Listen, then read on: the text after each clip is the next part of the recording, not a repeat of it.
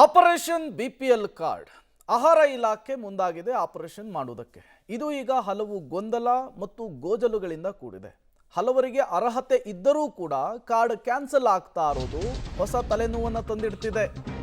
ಹೌದು, ಅನರ್ಹ ಬಿಪಿಎಲ್ ಕಾರ್ಡ್ಗಳ ಆಪರೇಷನ್ ವಿಚಾರಕ್ಕೆ ಸಂಬಂಧಪಟ್ಟಂತೆ ಕಾರ್ಡುಗಳ ಪರಿಶೀಲನೆಯನ್ನು ಶುರು ಮಾಡಿದೆ ಆಹಾರ ಇಲಾಖೆ ಅನ್ನೋದು ಗೊತ್ತಾಗ್ತಾ ಇದೆ.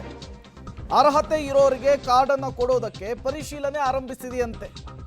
12 ಅಂಶಗಳನ್ನು ಆಧಾರವಾಗಿಟ್ಕೊಂಡು ಅನರ್ಹ ಕಾರ್ಡುಗಳ ಲಿಸ್ಟ್ ಅನ್ನು ರೆಡಿ ಮಾಡಿದೆಯಂತೆ. ಕೇಂದ್ರ ಸರ್ಕಾರದ ಮಾನದಂಡದ ಪ್ರಕಾರವೇ ಕಾರ್ಡುಗಳು ರದ್ದಾಗಿದೆ ಅಂತ ಹೇಳಿ ಅಧಿಕಾರಿಗಳು ಹೇಳ್ತಿದ್ದಾರೆ. ಹತ್ತತ್ರ 7.5 ಲಕ್ಷ ಕಾರ್ಡ್ ಅನರ್ಹ ಅಂತ ಹೇಳಿ ಲಿಸ್ಟ್ ಮಾಡಿದೆ ಕೇಂದ್ರ. ರಾಜ್ಯ ಸರ್ಕಾರ 13.65 ಲಕ್ಷ ಕಾರ್ಡ್ ಅನರ್ಹ ಅಂತ ಹೇಳಿ ಪಟ್ಟಿ ಮಾಡಿದೆ.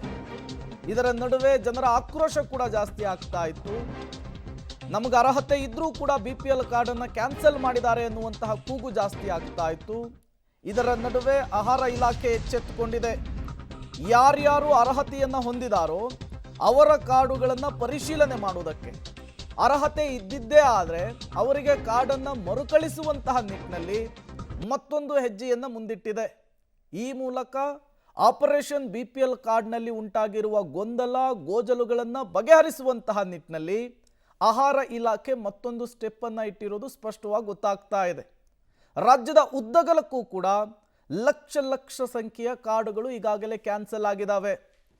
ಕೆಲವರು ಟ್ಯಾಕ್ಸ್ ಕಟ್ತಾರೆ ಅಂಥೇಳಿ, ಇನ್ನು ಕೆಲವರು 4 ವೀಲರ್ ಇಟ್ಕೊಂಡಿದ್ದಾರೆ ಅಂಥೇಳಿ, ಮತ್ತೆ ಕೆಲವರು 3 ಎಕರೆಗಿಂತ ಹೆಚ್ಚಿನ ಜಮೀನನ್ನು ಹೊಂದಿದ್ದಾರೆ ಅಂಥೇಳಿ ಒಟ್ಟು 12 ಅಂಶಗಳ ಮಾನದಂಡವನ್ನು ರೆಡಿ ಮಾಡಿಟ್ಕೊಂಡಿದ್ದಾರೆ. ಯಾರ್ಯಾರಿಗೆ ಅರ್ಹತೆ ಇದೆಯೋ, ಅರ್ಹತೆ ಇದ್ದೂ ಕೂಡ ಕಾರ್ಡ್ ಕ್ಯಾನ್ಸಲ್ ಆಗಿದೆಯೋ ಅಂಥವರ ಮನೆಗೆ ನೇರವಾಗಿ ಭೇಟಿ ಕೊಟ್ಟು ದಾಖಲೆಗಳನ್ನು ಪರಿಶೀಲಿಸಿ ಕ್ರಮ ತೆಗೆದುಕೊಳ್ಳುವುದಕ್ಕೆ ಮುಂದಾಗಿರುವಂಥದ್ದು. ಹಾಗಾದರೆ ಏನಿದು ಅನರ್ಹ ಕಾರ್ಡುಗಳ ರದ್ದು ವಿಚಾರ? ಆದಾಯ ತೆರಿಗೆ ಅಥವಾ ಆನ್ಯುವಲ್ ಇನ್ಕಮ್ 1,20,000 ರೂಪಾಯಿಗಿಂತ ಹೆಚ್ಚಿರುವ ಫಲಾನುಭವಿಗಳು 5,80,415 ಮಂದಿ ಇದ್ದಾರೆ ಅಂಥೇಳಿ ಗುರುತಿಸಲಾಗಿದೆ. ಬೇರೆ ರಾಜ್ಯದಲ್ಲಿ ಇತ್ಕೊಂಡು ಕೂಡ ಪಡಿತರ ಚೀಟಿ ಹೊಂದಿರೋರ ಸಂಖ್ಯೆ 73,859 ಅಂಥೇಳಿ ಆಹಾರ ಇಲಾಖೆ ಈಗ ಕೋಟ್ ಮಾಡಿಕೊಂಡಿದೆ. 12 ತಿಂಗಳಿನಿಂದ ಅಕ್ಕಿ ಪಡೆಯದವರ ಸಂಖ್ಯೆ 40,833 ಅಂಥೇಳಿ ಗುರುತಿಸಿಕೊಳ್ಳಲಾಗಿದೆ. PM ಕಿಸಾನ್ ಯೋಜನೆಯ ಅಡಿ 7.5 ಎಕರೆಗಿಂತ ಹೆಚ್ಚು ಭೂಮಿ ಇರೋರ ಸಂಖ್ಯೆ 34,710 ರಾಜ್ಯದಲ್ಲಿ. ಇನ್ನು ಕಂಪನಿಗಳ ಡೈರೆಕ್ಟರ್ ಆಗಿದ್ದೂ ಕೂಡ ಬಿಪಿಎಲ್ ಕಾರ್ಡ್ ಹೊಂದಿದವರ ಸಂಖ್ಯೆ 21,402 ಇದೆಯಂತೆ. 6ರಿಂದ 12 ತಿಂಗಳವರೆಗೂ ಕೂಡ ಅಕ್ಕಿ ಪಡೆಯದವರು, ಕೇವಲ ನಾಮಕಾವಸ್ಥೆಗೆ ಕಾರ್ಡ್ ಇಟ್ಕೊಂಡವರು 17,414 ಜನರಿದ್ದಾರೆ. GSTಯನ್ನು ಪೇ ಮಾಡ್ತಾ ಇದ್ದು ಕೂಡ 25 ಲಕ್ಷಕ್ಕಿಂತ ಹೆಚ್ಚಿನ ವಹಿವಾಟು ನಡೆಸಿದ್ರು ಕೂಡ ಬಿಪಿಎಲ್ ಕಾರ್ಡ್ ಇಟ್ಟುಕೊಂಡವರ ಸಂಖ್ಯೆ 2,695 ಅನ್ನುವಂತಹ ಅಂಕಿಅಂಶ ಇದೆ. 100 ವರ್ಷ ಮೇಲ್ಪಟ್ಟಂತಹ ಪಡಿತರ ಫಲಾನುಭವಿಗಳ ಸಂಖ್ಯೆ 2,050. 18 ವರ್ಷಕ್ಕಿಂತ ಕಡಿಮೆ ವಯಸ್ಸಿನ ಏಕಸದಸ್ಯರ ಬಳಿಯೂ ಕೂಡ ಬಿಪಿಎಲ್ ಕಾರ್ಡ್ ಇದೆಯಂತೆ. ಅವರ ಸಂಖ್ಯೆ 793. ಒಂದಕ್ಕಿಂತ ಹೆಚ್ಚು ಪಡಿತರ ಚೀಟಿಯನ್ನು ಹೊಂದಿರೋರ ಸಂಖ್ಯೆ ರಾಜ್ಯದಲ್ಲಿ 430 ಜನ ಅಂಥೇಳಿ ಗುರುತಿಸಲಾಗಿದೆ. 4 ವೀಲರ್ 4 ಚಕ್ರದ ವಾಹನ ಇರೋರು ಕೂಡ ಬಿಪಿಎಲ್ ಕಾರ್ಡನ್ನು ಹೊಂದಿದ್ದಾರೆ, 153 ಜನ ಅಂಥೇಳಿ ಗುರುತಿಸಲಾಗಿದೆ. ಈ 12 ಮಾನದಂಡಗಳನ್ನು ಹೊರತುಪಡಿಸಿಯೂ ಬಿಪಿಎಲ್ ಕಾರ್ಡು ಕ್ಯಾನ್ಸಲ್ ಆಗಿದ್ರೆ ಅಂಥವರಿಗೆ ಮತ್ತೆ ಬಿಪಿಎಲ್ ಕಾರ್ಡ್ ಕೊಡುವ ಪ್ರಕ್ರಿಯೆ ಈಗ ಆರಂಭ ಆಗಿದೆ. ಈ 12 ಮಾನದಂಡದಲ್ಲಿ ಒಂದೇ ಒಂದು ಅಂಶ ಇದ್ರೂ ಕೂಡ ಬಿಪಿಎಲ್ ಕಾರ್ಡು ಕ್ಯಾನ್ಸಲ್ ಆಗುತ್ತೆ. ಹಾಗಾದರೆ ರಾಜ್ಯ ಸರ್ಕಾರ ಮಾಡಿರುವಂತಹ ಲಿಸ್ಟ್ ಯಾವುದು ನೋಡ್ತಾ ಹೋಗೋಣ. ಕಳೆದ 6 ತಿಂಗಳಿನಿಂದ ಯಾರ್ಯಾರು ಅಕ್ಕಿ ಪಡೆದಿಲ್ಲ ಅವರ ಲಿಸ್ಟ್ ಅನ್ನು ರೆಡಿ ಮಾಡಿದ್ದಾರೆ. ರಾಜ್ಯದಲ್ಲಿ 2,75,667 ಜನ ಇದ್ದಾರಂತೆ. ಇನ್ನು ಆದಾಯ ತೆರಿಗೆಯನ್ನು ಪಾವತಿ ಮಾಡ್ತಾ ಇದ್ದು ಕೂಡ ಬಿಪಿಎಲ್ ಕಾರ್ಡ್ ಹೊಂದಿರೋರ ಸಂಖ್ಯೆ 98,473 ಅಂಥೇಳಿ ರಾಜ್ಯ ಸರ್ಕಾರ ಐಡೆಂಟಿಫೈ ಮಾಡಿದೆ. ಇನ್ನು ಆನ್ಯುವಲ್ ಇನ್ಕಮ್ಮು 1,20,000ಕ್ಕಿಂತ ಹೆಚ್ಚಿದ್ದು ಕೂಡ 10,09,475 ಜನ ಬಿಪಿಎಲ್ ಕಾರ್ಡನ್ನು ಹೊಂದಿದ್ದಾರೆ ಅಂಥೇಳಿ ಆಹಾರ ಇಲಾಖೆಯ ಮಾಹಿತಿಯನ್ನು ಕೊಟ್ಟಿದೆ. ಸರ್ಕಾರಿ ನೌಕರರಾಗಿದ್ದುಕೊಂಡು ಬಿಪಿಎಲ್ ಕಾರ್ಡ್ ಹೊಂದಿರೋರ ಸಂಖ್ಯೆ 4,036 ಅಂಥೇಳಿ ಗುರುತಿಸಲಾಗಿದೆ. ಒಟ್ಟು ಅನರ್ಹ ಕಾರ್ಡುಗಳ ಸಂಖ್ಯೆ 13,87,651 ಅನ್ನೋದು ರಾಜ್ಯ ಸರ್ಕಾರ ಕೊಡ್ತಾ ಇರುವಂತಹ ಲೆಕ್ಕ. ಈಗಾಗಲೇ ಕೆಲ ಕಾರ್ಡುಗಳ ರದ್ದಾಗಿದೆ, APLಗೆ ಶಿಫ್ಟ್ ಮಾಡುವಂತಹ ಕೆಲಸ ಆಗಿದೆ.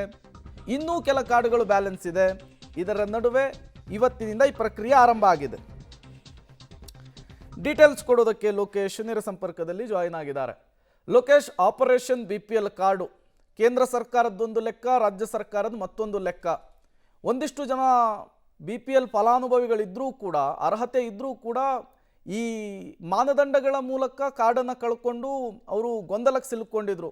ಇವತ್ತಿನ ಈ ಪ್ರಕ್ರಿಯೆಯ ಮೂಲಕ ಮನೆ ಮನೆಗೆ ಹೋಗಿ ವಿಸಿಟ್ ಮಾಡುವ ಮೂಲಕ ಎಲ್ಲ ಸಮಸ್ಯೆಗಳು ಬಗೆಹರಿಯುತ್ತಾ? ಹೇಗೆ ಸಾಗುತ್ತೆ ಈ ಪ್ರಕ್ರಿಯೆ ಅಂತೇಳಿ?